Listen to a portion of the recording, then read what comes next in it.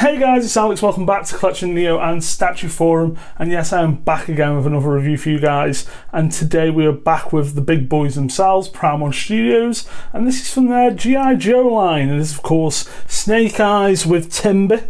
This is the regular edition that I picked up recently.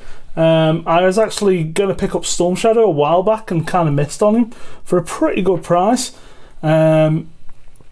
So when Snake Eyes came up at a rather good price as well, I thought I can't miss that, so I went ahead and picked him up. And this, like I say, this is just the regular, and it's exclusive had the switch out head, which I'll show you. It's actually on some of the material here, but it had the original ski mask design from the original toy. But hey, we like Snake Eyes as a ninja, so a ninja he shall be. I would never have displayed the ski mask, so I never bothered.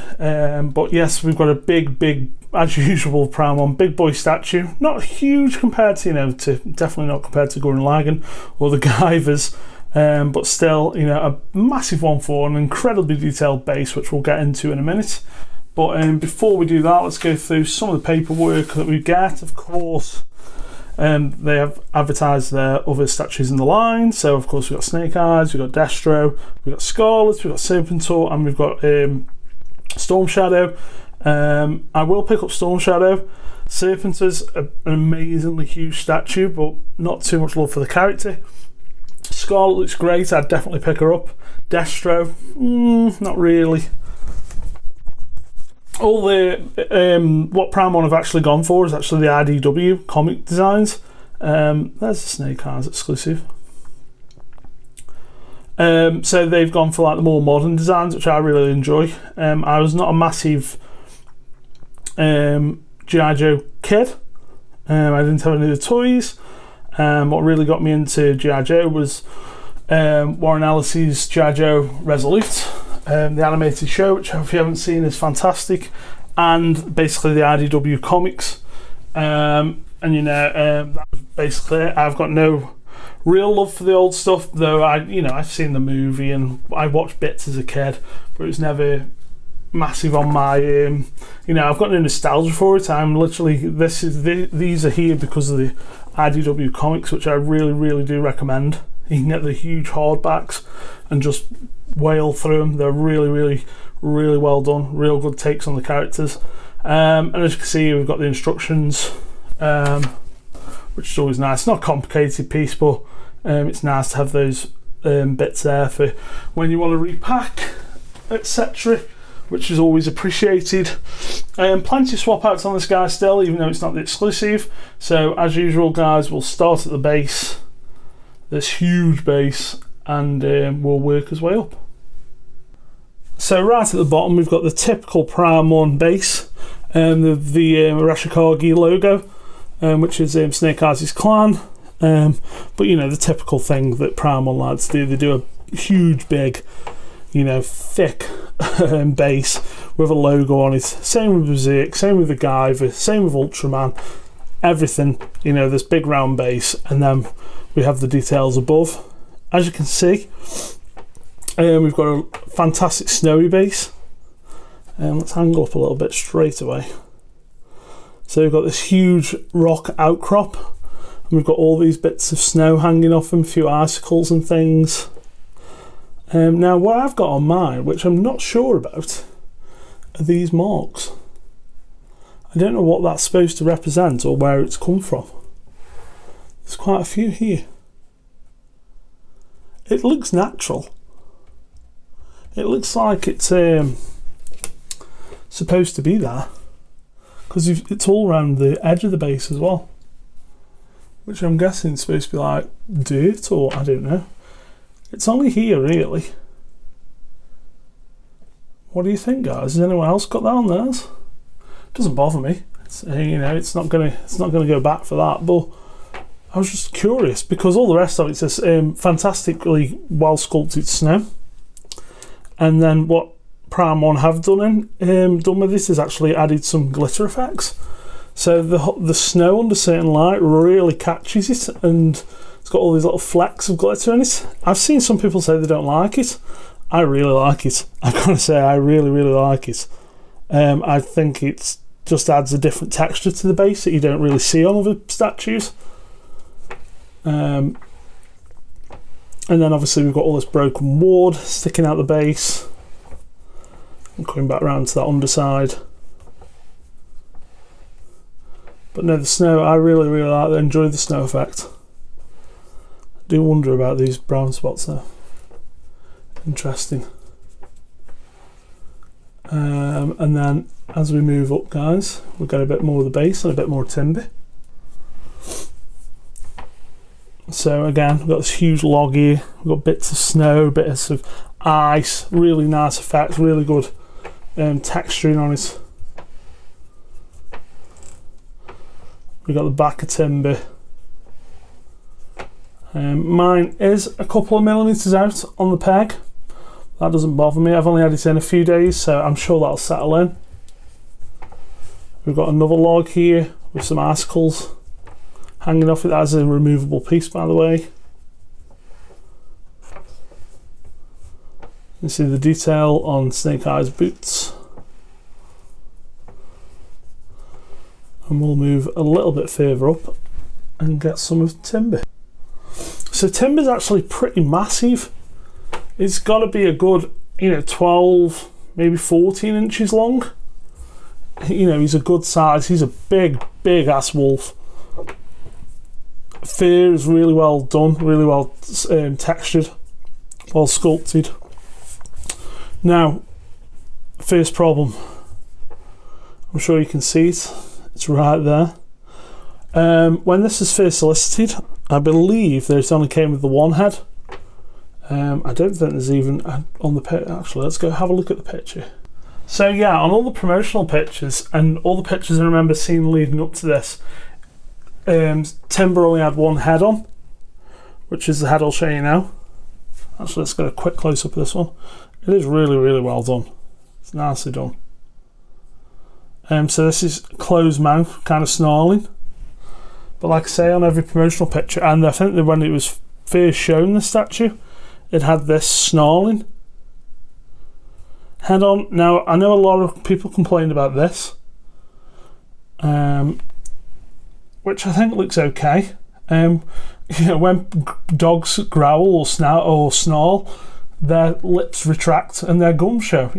I remember a lot of people saying that looks awful, but that's what wolves and dogs and even humans look like. I remember the same thing with the Wolverine heads at one point. But as you can see, that's not a great match. It looks like it's been painted at a different factory. The colour doesn't really match around the edges. And I think this is across the board as well, guys. I think everyone, has said that they prefer the non-snarling head just because it colour matches better. It's not too bad. And I mean, from, you can kind of get it lined up a bit. I mean, from that viewing angle, which is going to be your main one, you're not going to see it, but I don't know, guys. It looks okay, but it's a little off, isn't it? It is a little off. I think it would have been better either if they just sculpted his whole, as a whole piece without the switch out, and probably just offered this one. Now this one does sit a lot better. It looks a lot better. It sits a lot better. It's colour matched a lot better. You've still got a big fucking seam there. There's no denying that. But I don't know why Paramount did it really, and didn't try to incorporate it more, having more fur coming off. So it just, you've got to have, that and that bit goes over, rather than going like that. It's got to go in and over to cover it. I think they should have gone back to the drawing board on that, rather than just going whoosh and slicing that off. But otherwise, timber's really fucking good and really cool. Like I say, great size, great sculpt, great paints. This head is obviously the better head. But honestly, I don't mind the other head. It looks a bit funky on camera, but overall, he looks really good. Let's move up to Snake Eyes. And we're going to have to get big on this guy because this is kind of tall. Now, as always, guys, I've got a black background, I've got a character painted black, or he does have some blue highlights.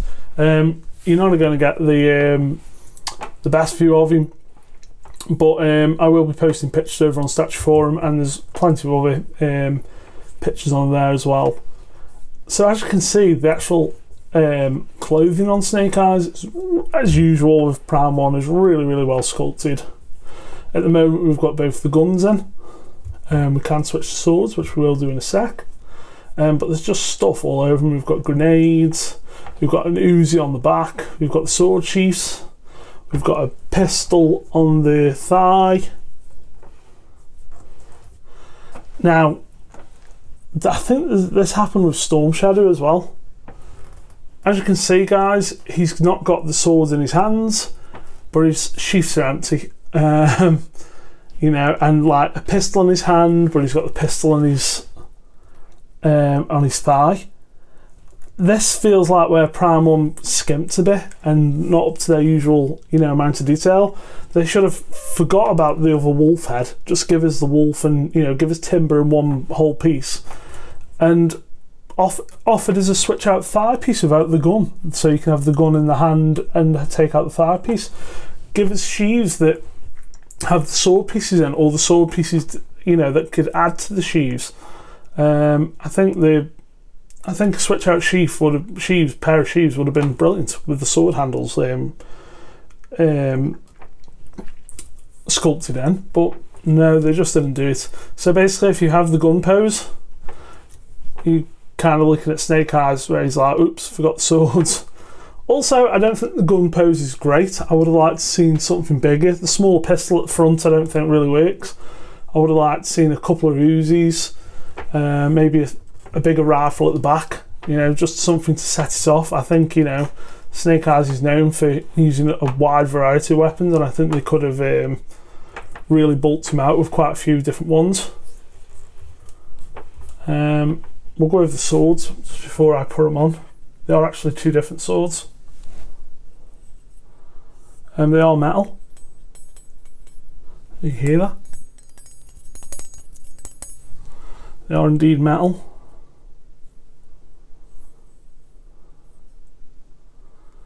A little thick maybe, but they do look good. And then the other sword for the backhand, like I say, is slightly different. I think the front sword's kind of a basic one, and this is his actual sword. It's got the Arashikage logo on it, and it's more techno. A little bit Raiden, Metal Gear Solid Raiden. So I'll switch the arms out now, guys, and then we can have a look at that. So here we go with the swords then. I think this is the pose to go for. This is how I'll be displaying him. I might switch out the front sword for the gun. I kind of do like a bit of both. I really do wish they'd give you that sheath option.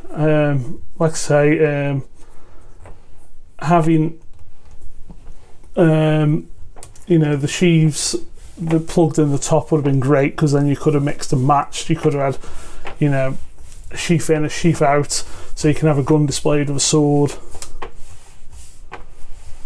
But it's all rather well done.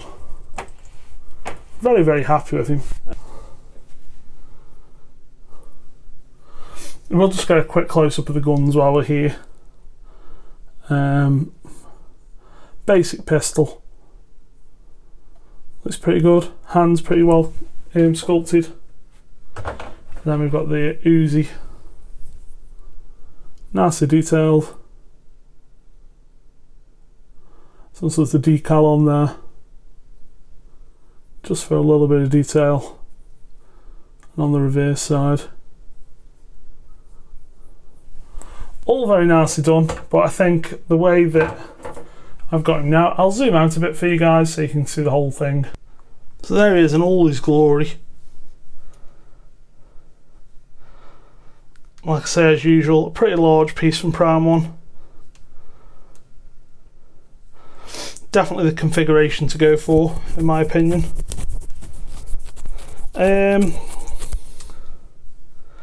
is just a little frustrating when you know Prime 1 is so good But we kind of had this with the Flash as well, where it just felt like care wasn't taken. I mean, the sculpt's great, the paints are great, but it's just those little added bits. What would, you know, take this from a solid 7.5, 8 out of 10 piece up to a 9, or even, you know, a 9.5. You know, the seam on the neck of timber is not great. Switch outs could have been better. Adding the sheaves just would have made a hell of a difference. Not even, you know, offering the thigh switch out for the gun, but just having that those sheaves there would have made a massive difference, I think, just to make it a more complete package. It's still, in my opinion, the best Snake Eyes statue out there. You've got the diorama, which I've reviewed, which is fantastic, but it is quite small. You've also got the 1/5 scale, what Sideshow did, which is very nice, but looks a little bit dated now compared to this, and obviously it's 1/5, which is no bad thing, but you know, people want 1/4 in the main. And I don't think Pop Culture Shock, who are also doing G.I. Joe, are actually going to go ahead and do their Snake Eyes now. I think their line is done after 2, sadly. So yeah, I think it's definitely the best Snake Eyes there is. Is it perfect? No. Is it a good statue? Yeah, it really is. You know, you've still got that Prime 1 bang for your buck, but it has got a bit of that, like I say, that, oh, if only, you know, the same like Flash reviewed, you know, there was just so little. It's not as bad as the Flash. The Flash felt like they had forgotten stuff. They had like literally said in production, oh, we forgot that, forget it. This feels like they got to a design stage, approved it, and then didn't go back and think, oh, we should have added that, where they could have, where I think it might have been too late by that point. But like I say, display of the swords, you don't miss those sheaves, and get it at the right angle, you don't see that seam on the head. If you're a G.I. Joe fan, I'd like to say, I don't think you can get a better Snake Eyes. I'd love to see them continue, like I say, a few more characters here and there. Zorton would be great, and Duke, Flint, you know, Baroness. You know, there's quite a few characters they could tackle, and I'm sure they would sell. G.I. Joe, for some reason, is always very much a stop and start line with most statue companies, but there's always someone there who wants it. So yeah, but yeah, overall, guys, happy. If you can pick up the regular, which I do see everywhere now, for quite cheap, I'd recommend it. Don't bother trying to get the exclusive unless, again, you can find it cheap. And if you can live with the head seam and the lack of sheaves, I've never said sheaves so much in an interview. In a review. I'm losing my mind doing this review. But there you go, guys. That's Snake Eyes from Prime 1. Solid 8 out of 10. I don't do review scores. Why am I saying that? But yeah, could have been so much better. But still, a great statue. Stick around for the next one, guys. We've got a couple more coming up of older pieces. And then as far as pre-orders coming, who knows? Who knows? COVID's really thrown everything for a loop, as I'm sure you're aware. Maybe Twitter had Green Lantern. I can't think of anything else that I've got on order that might be here soon. We shall see, but there is a couple of other pieces I've got coming in that I will be reviewing soon.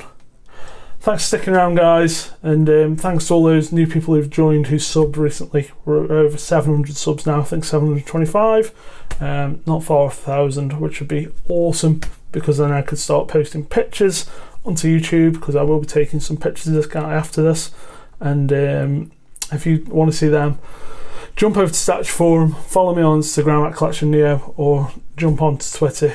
I do post a bit of stuff on Twitter as well. Instagram's the place to be as usual.